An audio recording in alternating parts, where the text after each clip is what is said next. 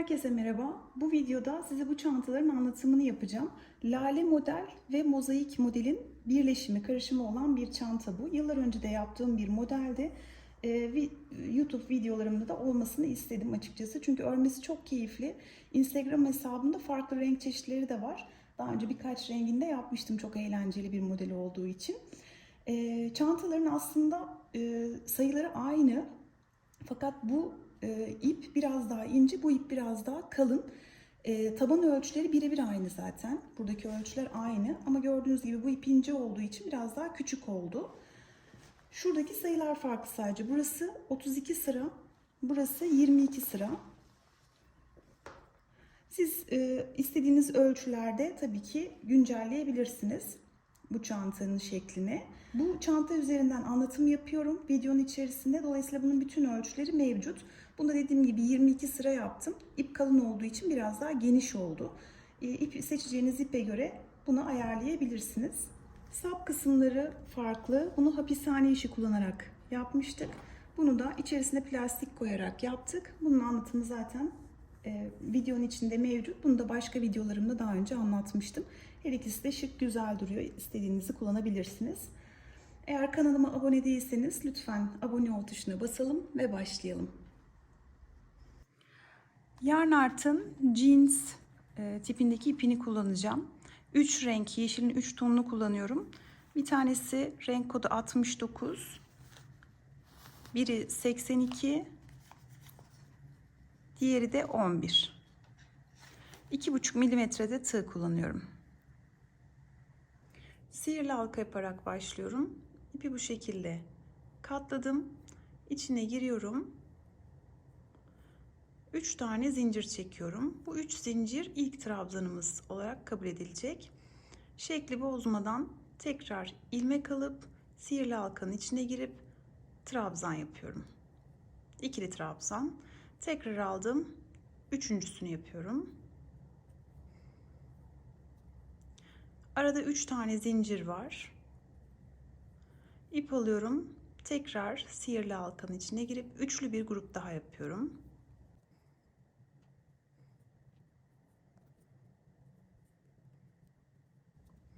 Üç zincir, 3 tane trabzan.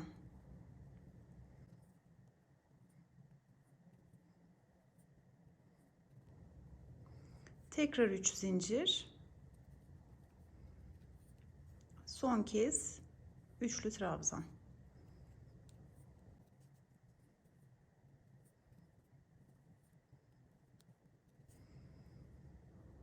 Sihirli halkayı kapatıyorum. İlmek alıyorum. 1, 2, 3. zincirin içine girip ilmek alıyorum. 3 ilmeğim var. İlmek alıp hepsinden geçiyorum. 3 zincir. Birinci sıramız tamamlandı. Örnek boyunca üçlü gruplar halinde çalışacağız. Bunlar da gördüğünüz gibi üçlü. Şimdi ilk üçlü grubumu yapacağım. Buna kısa ismini veriyorum. Bu trabzan kısa. İp alıyorum. Şimdi uzun bir trabzan yapacağım. Hemen altındaki boşluğu ve sihirli halkayı kullanarak yapacağım. Buraya giriyorum. Sihirli halkadan çıkıyorum. Bu şekilde ip aldım. 3 tane ilmeğim var. Birincisini tek alıyorum. Sonra ikili, sonra ikili. Bu da uzun bir trabzan oldu. Tekrar ip alıyorum. Şimdi yeniden aynı boşluğa, yani köşeye kısa trabzan yapıyorum. Bir sonraki boşluğa geçiyorum. Diğer köşeye kısa trabzan. İp aldım. Uzun trabzan yapacağım. Uzunları 3 seferde çıkıyoruz. Tekrar girip kısa. 3 zincir. Kısa.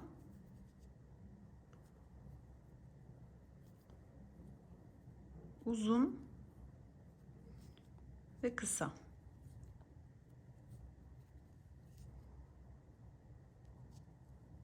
Köşeler 2 grup ve 3 zincirden oluşuyor. Köşeden diğer tarafa ya da kenarlarda herhangi bir zincir çekmiyoruz. Şurada zincir çekmeden karşıya geçtim. Yine aynı şekilde dolayıp, yani hiç zincir çekmeden dolayıp köşeye gidiyorum.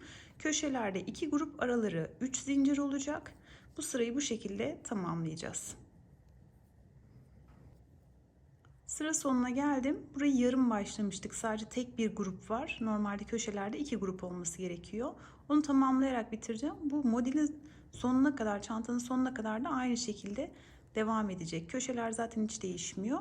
Başlama ve bitiş de değişmeyecek.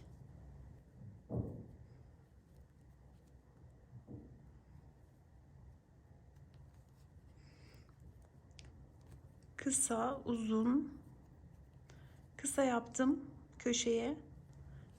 İp aldım. 3. zincirin içine giriyorum. İlmek çekip üçünden birden geçiriyorum. Bu şekilde sırayı tamamlamış olduk. Bir üst sıraya çıkmak için yine aynı şekilde 3 zincir. Şimdi kullanacağım boşluk kendi boşluğundan bir altındakine girerek ip alıyorum ve 3 seferde çıkıyorum. İp aldım, aynı boşluğa tekrar girip kısa yaptım. Yani köşeleri başlangıçta her zaman yarım başlıyoruz. Yarısını yaptım, yarısını da döndüğüm zaman yapacağım. İp alıyorum. Şimdi kenarlarda da artık gruplar oluşturmaya başlayacağız. Bu köşeye geçmeden önce şuradaki bir boşluğa üçlü grup yapıyorum. Girdim, kısa. İp aldım. Uzunu kullanabileceğimiz yerde bu 3 tane ilk sıranın 3 trabzanın ortasındaki sağından girip solundan çıkıyorum. Ve 3 seferde çekiyorum. Uzun trabzan yaptım. Aynı boşluğa kısayı da yapıyorum. Gruplar her zaman üçlü, unutmayın. İp alıyorum. Bir sonraki köşeyi yine 3 tane grup, yani 3 grup, 3 zincir, 3 grup şeklinde. Sıra sonuna kadar bu şekilde geleceğiz. Sıra sonuna geldim. Burası tek gruptu. Aynı boşluğun içine, köşeye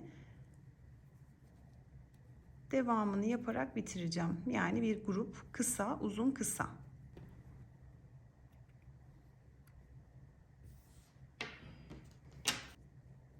Bunu çıkartıyorum. İstediğiniz herhangi bir köşeden yeniden ipi bağlayacağım. 3 zincir. Bunu da arkada saklayarak devam edeceğiz. İp alıyorum. Yine köşeden başladım. Uzun ve kısa.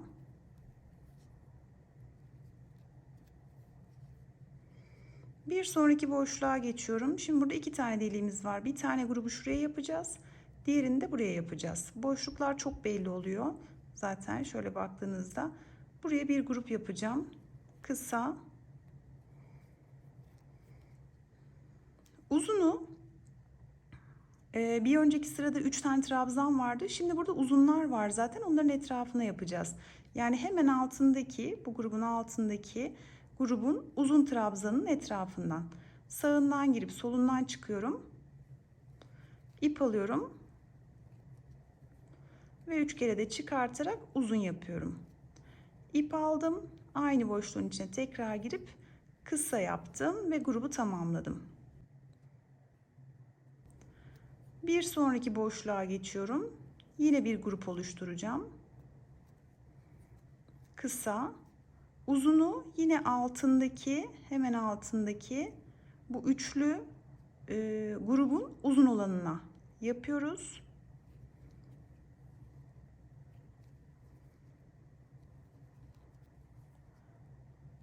Bir tane de kısa yapıp kenarı bitiriyorum. Kenarlarda 2 grup olacak. Köşeler zaten 2 grup ve 3 zincir şeklinde sıra sonuna kadar devam edeceğiz. Sıra sonuna geldim. Yine aynı şekilde köşenin yarısını tamamlayarak bitireceğim. Bu sırada toplamda köşelerde 8 tane, köşeler hiç değişmiyor zaten, her zaman 8. Kenarlarda da 2'şer tane, yani toplam 8 tane grubunuz olduğuna emin olursanız doğrudur. Bir üst sıraya çıkabiliriz. Yine aynı şekilde 3. zincirden bağlıyorum ve 3 zincirle yukarıya çıkıyorum. Sıralar aynı şekilde devam edecek aslında. Burada sadece ufak bir tüyo vereceğim. Eğer renk skalasının benimki gibi olmasını tercih ediyorsanız eğer, çünkü biz her rengi 2 sıra öreceğiz. İlk yeşili sadece şunu da sayarsak 3 sıra yaptık. Onun haricinde her renkten 2 sıra öreceğiz. Örgüyü bıraktınız, tekrar döndüğünüzde hangi renkte olduğunuzu karıştırırsanız eğer şöyle kontrol edebilirsiniz. Trabzanlarını kullandığınız bir altındaki renk, yani şu anda hangilerini kullanacağım mesela? Şu boşlukları yapacağız şu anda. Yani biraz önce 2 tane yapmıştık. Şimdi 3 tane grup oluşturacağız kenar için ve bunları yaparken de uzunlar için şunları kullanacağız. 3 tane ve açık yeşilin rengi bittiğinde bir sonraki renge gelme sıranız gelmiş demektir. Bu sırada 3 tane kenar olacak. Bir sonraki sırada 4 tane, bir sonraki sırada 5 tane gibi o şekilde artarak gidiyor. Bir sonraki boşluğa girip kısayı yapıyorum. İp aldım. Hemen altındaki açık yeşili şu anda bitiriyorum. Yani sıra atlamamak, işte ilmek kaçırmamak vesaire gibi şeylerde bunu kullanabilirsiniz. Bir renk bittiğinde sizin, şu anda benim orta renkteki yeşille işim bu sıradan sonra bitecek ve renk değiştireceğim.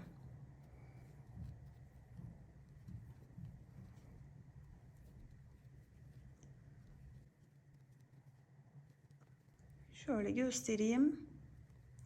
Bu kenarı bitirdim.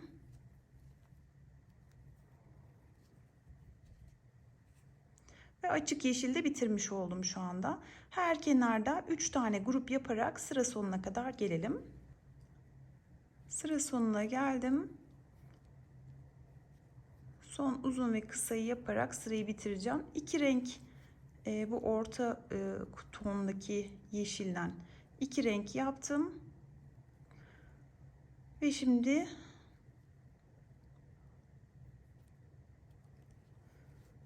bu ipi de kesebilirim.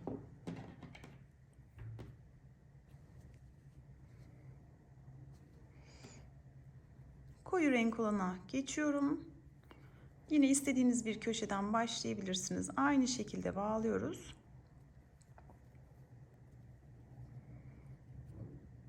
Kısa, uzun.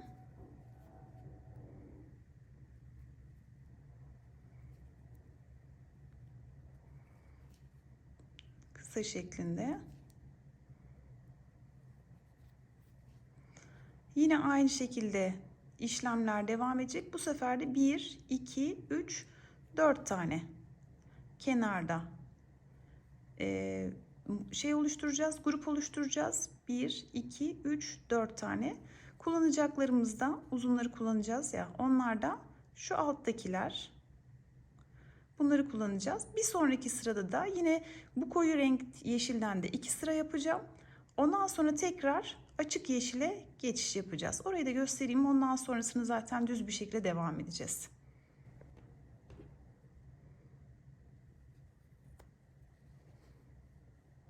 Yeni renge geçiyorum. Bu sırayla devam edeceğim. Yani mint yeşili diyeyim. Orta yeşil ve koyu yeşil şeklinde bu sırayla devam edeceğim. Yeniden ipi bağlıyorum ve aynı işlemlere devam ediyorum. Tabanı kaç sıra ördüysem bittiğinde size söyleyeceğim. Bu işlemlere devam edeceksiniz. Köşeler aynı şekilde devam ediyor. 2 grup arada 3 zincir şeklinde.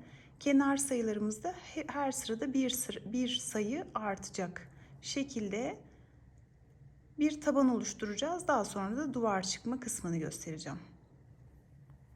Taban kısmını örmeyi bitirdim. Şu anda 17 sıra yaptım. 3 bu. 3, 5, 7, 9, 11, 13, 15, 17. Bir sonraki renginde ilk sırasını yaptım. Yani 18 sırayı şu anda tamamladım. Ve yeşilin, dediğim gibi, yani koyu yeşilin ikinci sırasındayım şu anda. Tam orta noktalarını işaretliyorum. Şöyle sayıyorum.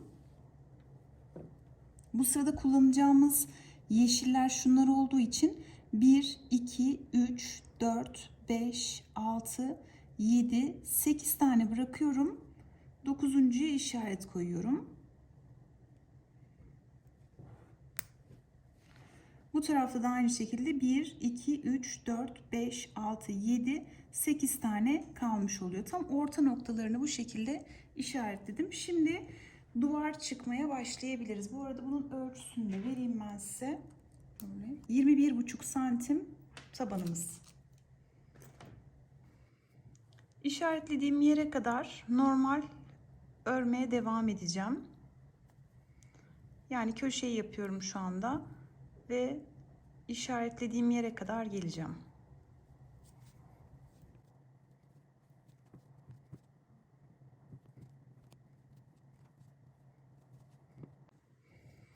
Tam işaretlediğim noktaya geldim. Şu anda bunu kullanarak yapmam lazım. Bu boşluğu atlıyorum. İpi aldım. Buradaki bu grubu yapmayacağız. Bir sonraki boşluğa giriyorum. Trabzan, üçlü trabzan ve kısa trabzan. Burada böyle bir küçük bir boşluk oldu. Yukarılara doğru da oluyor ama şöyle çizgi halinde şöyle görünecek. O yüzden problem yaratmıyor. Bu şekilde devam edeceğiz. Bir sonraki sırada bir kez daha göstereyim. Ondan sonra çantamızın boyunu ne kadar istiyorsak o kadar aynı işleme devam edeceğiz. Bir üst sıraya çıktım. Şu şekilde göstereyim. Buraya geldiğimizde, ortaya geldiğimizde şöyle de sayabilirsiniz aslında. Her zaman köşeninki de dahil olmak üzere 9 tane yapıyoruz artık. 1, 2, 3, 4, 5, 6, 7, 8, 9 tane yapıp diğer tarafa geçiyoruz. Burada da şöyle şu grupla şu grubu atlıyoruz. 2 tane atladım. Bir sonraki boşluğa. Boşluk da sayabilirsiniz istiyorsanız. Şuradaki bir boşluğu atlayıp bir sonrakine geçiyorum. Yani 2 tane grup atlamış oluyorum. Zaten her sırada 2 sayı artıyordu. Onu arttırmıyorum artık. Buradan devam edeceğim.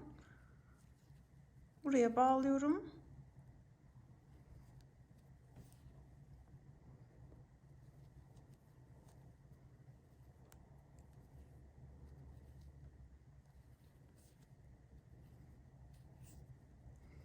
Ve bu şekilde örmeye devam ediyorum. Buradan böyle bir kabarma olacak. Bu şekilde devam edeceğiz. Çantanın boyunu ne kadar istiyorsanız o kadar devam edebilirsiniz. Ben bitirdiğim zaman size yine ölçü vereceğim. Çantanın düz olan örgüsüne devam ettim. 32 sıra, her renkten yine 2 sıra olacak şekilde 32 sıra boyunca devam ettim. Çantanın ölçülerini vereceğim. Yüksekliği uzun olan kısmını söylüyorum. 37 santimetre. Genişliği de 29 santimetre. İsterseniz yine sayılarla biraz oynayarak büyütüp küçültebilirsiniz. Şimdi sap kısmını yapacağız. Sap için bu sefer böyle bir yöntem kullandım. İçinde yine burada sık iğne ile spiral sık iğne yapacağız, aslında göstereceğim. İçerisinde de hiçbir şekilde esneme olmaması için, sağlam olabilmesi için serum plastiği, serum hortumu kullandım. Bunu içerisine yerleştirdim. Şimdi şöyle başlıyoruz. Biraz dikme payı bırakıyorum yine.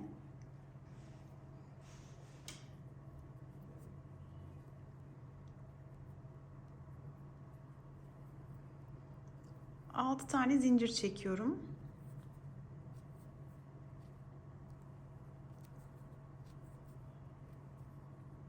İlk zincirin içine giriyorum. İlmek aldım.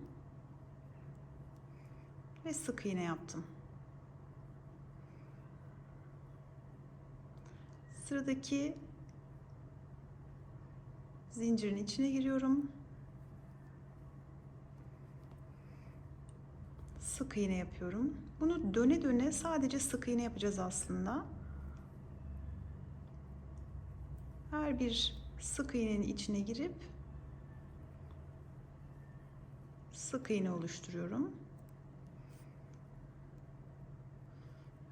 Şu ortadan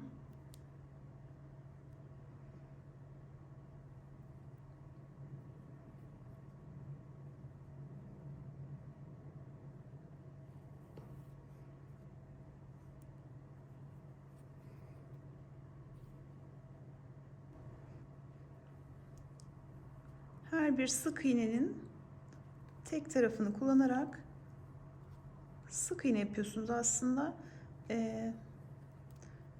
Spiral sık iğne diyebiliriz buna. Bu bir hapishane işi değil. Hapishane işini başka videolarımda göstermiştim. Bunun içerisine serum hortumu kullanacağım için zaten sağlam olacak. O nedenle bir de ip çok ince olduğu için hapishane işi açıkçası güzel durmadı bu ipte. Yani her halükarda esneme yaptı. Ben de çantanın sapının esnemesini istemediğim için böyle bir yöntem kullanıyorum. Bu şekilde istediğiniz uzunluğa kadar yapabilirsiniz.